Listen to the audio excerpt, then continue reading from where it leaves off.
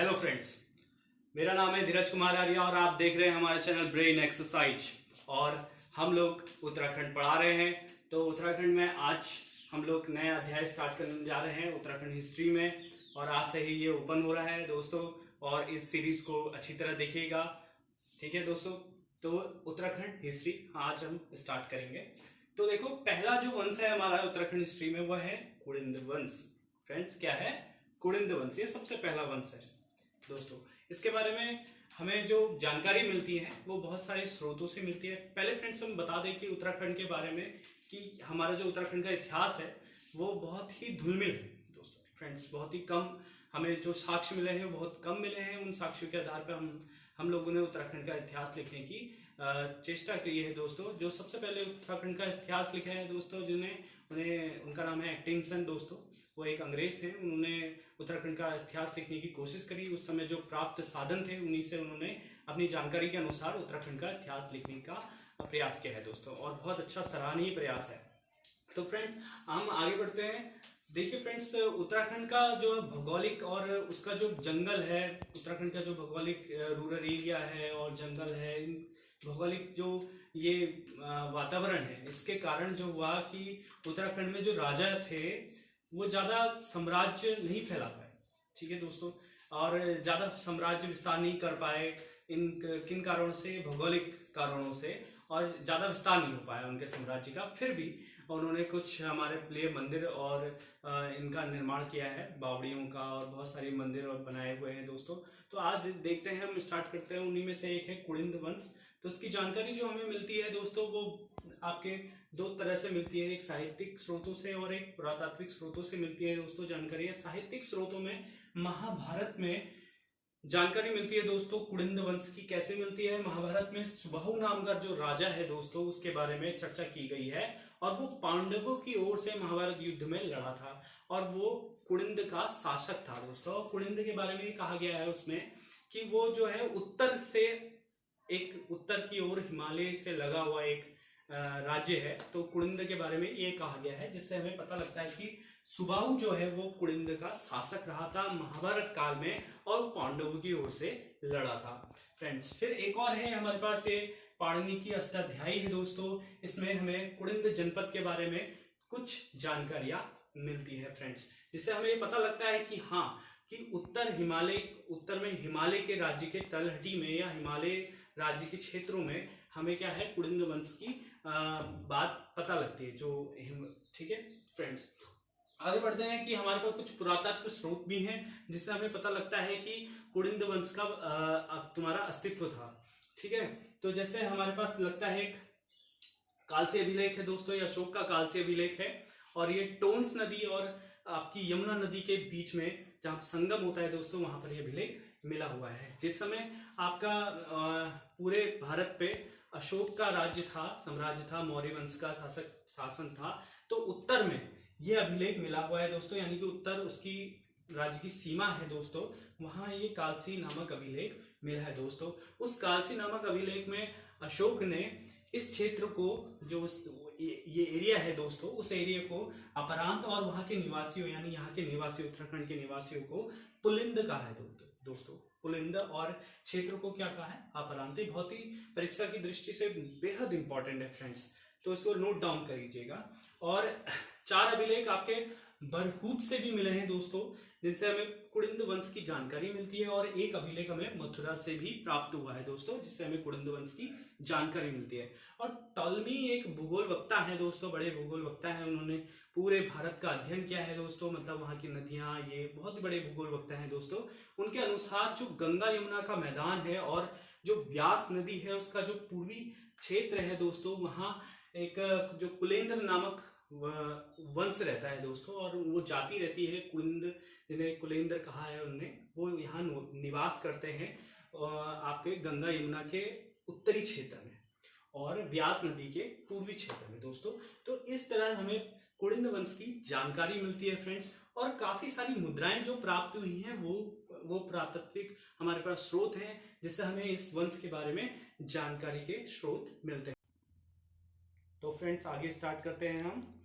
जैसे हमने बताया कि कुड़िंद वंश जो है उसका ऐतिहासिक संबंध बताया हमने, पुरातात्विक स्रोत से उसका जो इतिहास है हमें पता लगा, जानकारी प्राप्त हुई, जिसके कारण हम उसके वंश के बारे में कुछ भावनाएं या कुछ विचार बना सके।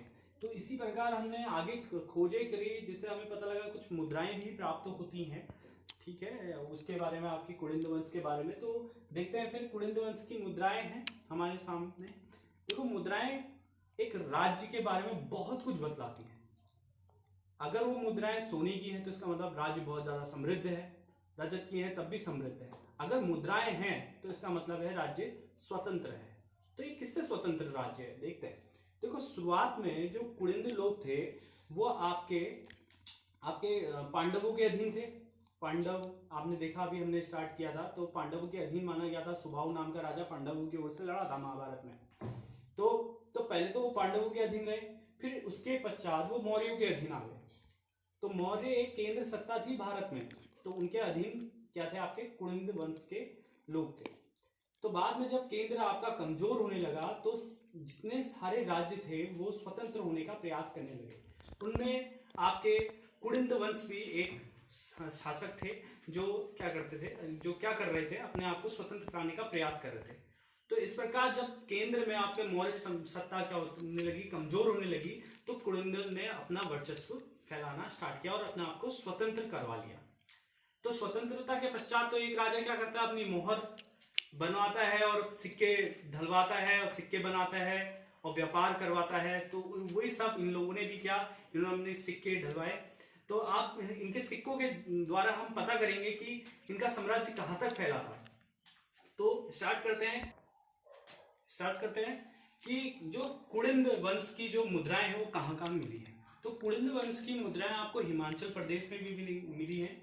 आपके हिमाचल प्रदेश में मुद्राएं मिली हैं और उत्तर प्रदेश में सहारनपुर तक मिली हुई हैं, ठीक है। और जहां जहां इनका व्यापार होता था, जैसे आपकी ईरान तक इनका जो सिक्के हैं, सिक्के में जो एक्चुअली ऐसा है, ये नहीं कहा जा सकता कि ईरान में सिक्के मिले हैं, पर ये कहा जा सकता है कि जो ईरानी लिपि है, आपकी खरोष्टी लिपि, वो इनकी जो ऐसा लगता है कि ये लोग व्यापार करते थे, जिसके कारण वो लिपि जो है आपके कुलिंद वंश की मुद्राओं में देखी जा सकती है, जिनको खरोष्टी लिपि कहते हैं।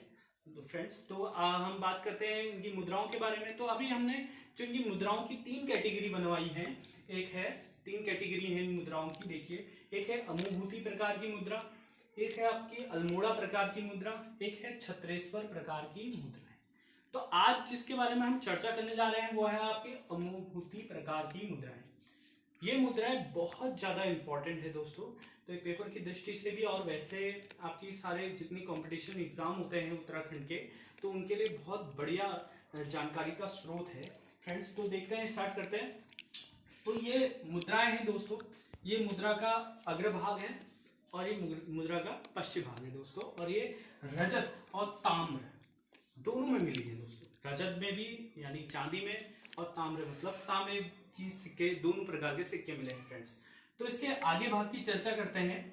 तो आगे भाग में देखिए दोस्तों, एक औरत बनाई गई है। एक्चुअली मेरे से ड्राइंग अच्छी नहीं बनी, तो ये इसी प्रकार की एक औरत बनाई गई है। तो वो उसे देवी माना गया है पुरातत्व विदों के अनुसार, कि वो एक देवी है और उसे लक्ष्मी जो हमारे उसमें है, क्या कहते हैं, भगवानों में लक्ष्मी देवी को ये लक्ष्मी देवी माना गया है। उसकी दाहिनी ओर एक हिरण खड़ा हुआ माना गया है। तो ये हिरण जो है ये देवी को देख रहा है, ठीक है दोस्तों। दाहिनी ओर है हिरण, सिक्के के दाहिनी ओर, यानी लक्ष्मी माता के दाहिनी ओर है।